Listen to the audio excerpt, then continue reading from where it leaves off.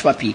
Galeb was the one doing all the hacking with his boys. He had all kinds of Romanian hackers, North Korean hackers working for him. And Hushpuppi was the one moving the money, laundering it with a lot of Nigerian young men working in his house. There was a room where they took 129 laptops and 47 phones.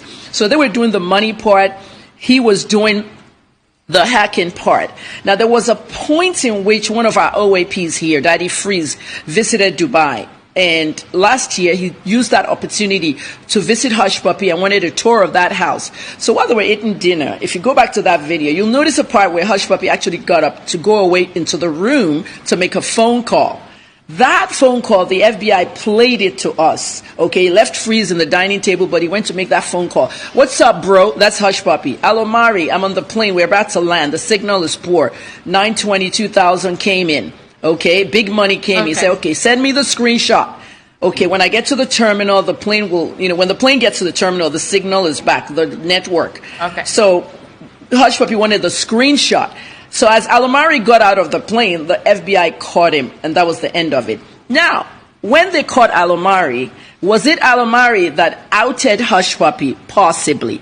But also, Alomari's boys just got out $100 million from the COVID second. So the arrests are still coming in, Now, let me tell you one part of that whole COVID thing. The $100 million were for ventilators for COVID. And what Donald Trump wanted was to put that funds. Those funds were going through the United States Secret Service. They're another elite law enforcement agency. When Alomari hacked into it, reportedly, the $100 million came out. The 30% is Hushpuppi's money, and the 70% is Alomari and his boys. So when Hushpuppi had heard, this is according to an FBI source, when Hushpuppi had heard that they've captured Alomari, rather than just go down low, lay low, whatever, he double-crossed. Okay, according to my source, he allegedly double-crossed Alomari's boys of that 70 million and kept the whole 100. Out of greed, those boys were the ones that tipped the FBI off on the entire operation.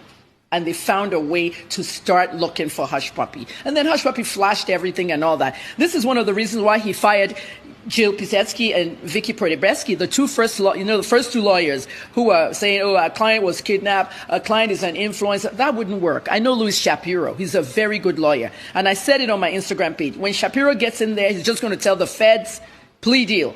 And this is the problem we're having now with Woodbury. Olale Kwanle, the second in command. This is the boy that was in South Africa. Kwanle was in South Africa, and he fled South Africa because they wanted to kill him. There was one particular Yahoo over there called Alibaba. It was a big BEC, and a lot of money came out of it. And I heard our boys, were going to share that money, and Woodbury reportedly fled Dubai when he heard they're going to kill him. He didn't want to release the money. They were going to kill him, the cultist boys. And he fled to Dubai and moved with Hushpuppi. When he got to Dubai, he settled the boys.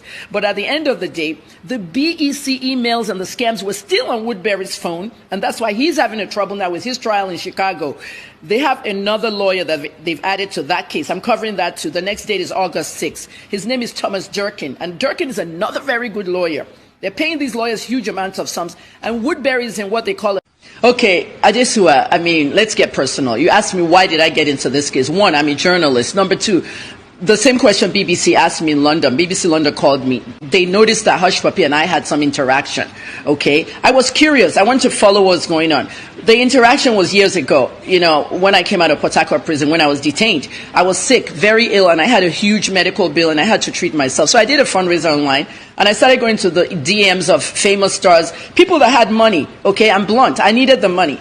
So I went to Hushpuppi's page, and I sent him a message, and I did a post. And he said I have to apologize to a certain blogger before he could give me money. I apologized to the blogger. The post is still on his page. I apologized to the blogger, and he didn't give me the money. And I called him. I said, you're a scammer. Okay, you scammed me. You let me apologize to my nemesis, and you scammed me. At the end of the day, I said something that some people picked up. You're a scammer. So when I heard this stuff, it came from one of the people in that house, Palazzo Versace, that afternoon, 4 o'clock, our time, 7 Dubai. Said they just arrested Hushpuppi. They just raided the house. They just, and that's how I broke the story. Then I followed it since then. And then one of the reporters at the Gulf called me and said, hey, Kemi, Hushpuppi going to America tomorrow. I'm speaking with his